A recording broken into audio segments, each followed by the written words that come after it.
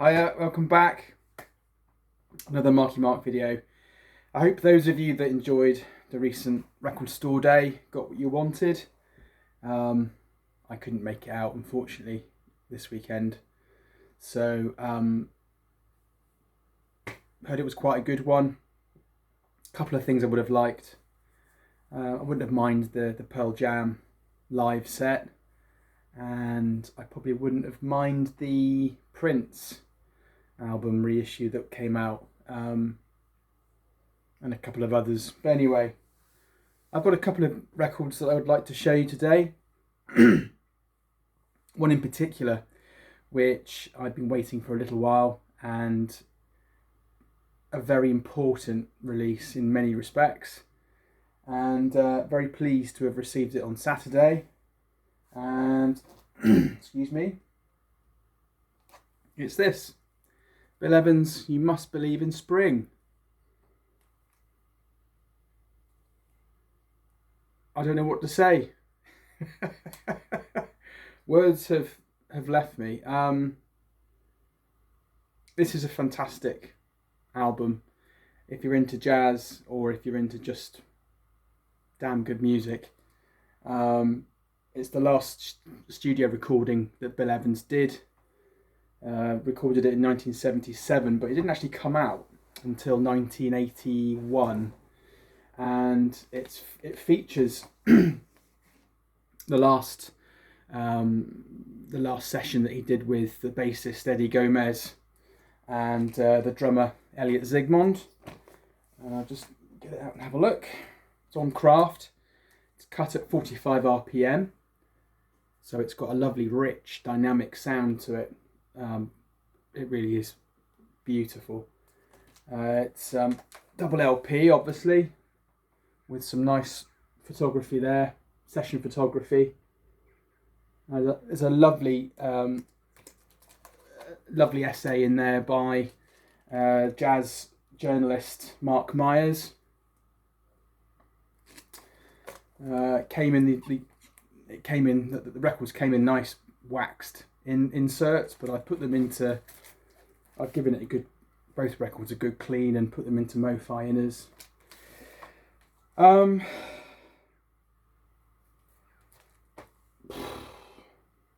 It really is quite beautiful, and I've got a few Bill Evans, and I might do a video of my Bill Evans collection. I don't have lots and lots of stuff, but I do have quite a few things. I've got Portrait in Jazz, live at Montreal. I'd love to get the Village Vanguard session. It's just too expensive at the moment. This is a very gorgeous, melancholic, sad but uplifting at the same time. Listen, it really is. I can't really. It's almost too much to talk about, actually. The first side is, we've got B minor waltz for Elaine Schultz, who was his common law wife, I think, and she sadly committed suicide, which affected Bill Evans a lot. Even though they parted, he was still very affected by it. And then you've got You Must Believe in Spring, which is absolutely delightful. Side 2, the second track, is called We Will Meet Again, in brackets for Harry. And Harry was his brother, who also very sadly committed suicide some years later. It's just the most amazing listen ever. Side 3 has got the Peacocks, which is one of my favourites, and some time ago. And then side 4, you've got the theme from MASH, which is also known as, or was written as, Suicide is Painless. So this isn't a morbid, downbeat set of songs. It's very, very beautiful. I mean, they've done a good job on this as well. Craft, they really have. The bass playing from Eddie, I mean, I love Eddie Gomez, but the bass playing from him, it just comes in. It's dynamic, it's full, it's just, it just punches you straight away. It's just so beautiful. and the drums from Elliot Zygmunt is just polite, intelligent, and just beautifully complimentary. I can't get over how nice this is. Now for the quality, I think the gatefold is lovely. I actually quite like it.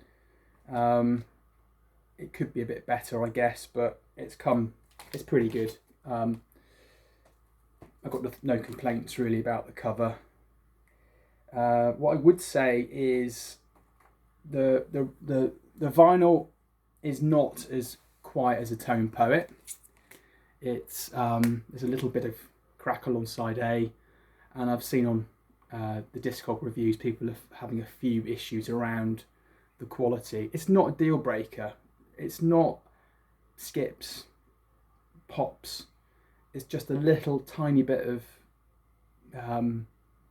noise, which I will try and wash it again in the project and see if I can get rid of it. But it's fine. Don't worry about that. This could be one of the most beautiful albums that I've ever bought this year, and I would challenge anybody. And I like the Art Pepper meets the rhythm section. I can't wait for Art Pepper plus 11. But this is really an absolutely beautiful listen.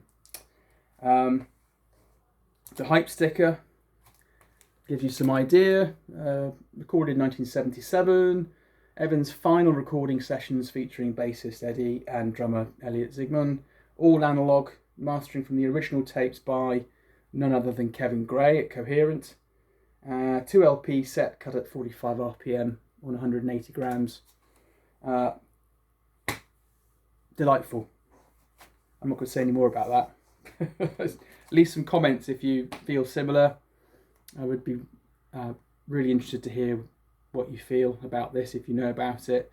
And if you haven't heard about it, take the time to listen to this. Beautiful. Right, second record. Slightly different in many respects. I was very lucky to see this from Amazon, actually. It was one of the last few that was available in the UK, and I haven't seen it since, so it's not out of print, but I managed to get a copy of Kate Bush, Hounds of Love. This is one of Kate Bush's most acclaimed work. It's an absolutely fantastic album, beautifully mastered by Bernie Grundman. The lacquer was cut by Bernie Grundman. We've got the very famous, or becoming more and more famous, Running Up the Hill, A Deal with God on here, which features in the Netflix series of Stranger Things that everybody's raving about. I mean, when was it? This is a 2008 remastered. I think this was, I don't know what year this was. Was it 80, 84, 85? But it's a stunning record. Really enjoy this. It's absolutely, it's detailed. It's got all the right dynamics for me. It's and I'm happy to say, in my opinion, I think this could be Bernie's best work. The bass and mids are just right, not overly bloated. I'm not saying that Bernie does that, but I think this is very well balanced. Probably because it's from a digital source, I'm guessing. Nice inner, all the lyrics there if you want to sing along to them. But this is fantastic. I like Kate Bush. I bought The Dreaming a few months ago and really enjoyed that. I've got The Kick Inside, which is another one of my favourites. But I never find with Kate's work that it dates at all. It doesn't seem dated.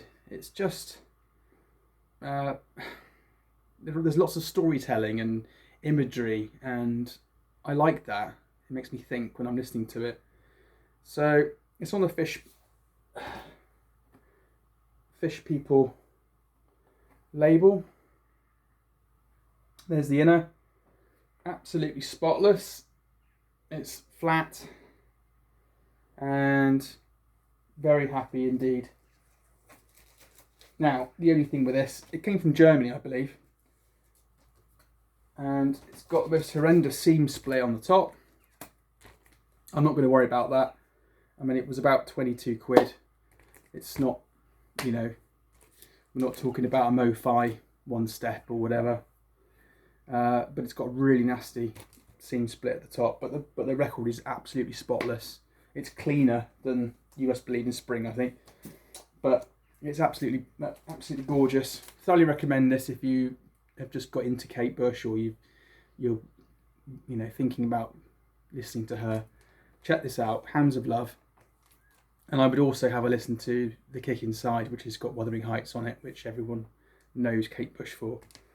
And those are my only 2 records I've bought. I'm slowing right down because prices are going through the roof, and I'm being very selective about what I'm buying for my collection. So that's it. Bill Evans, You Must Believe in Spring, and Kate Bush, Hounds of Love. Thanks for watching, and see you again soon. Bye.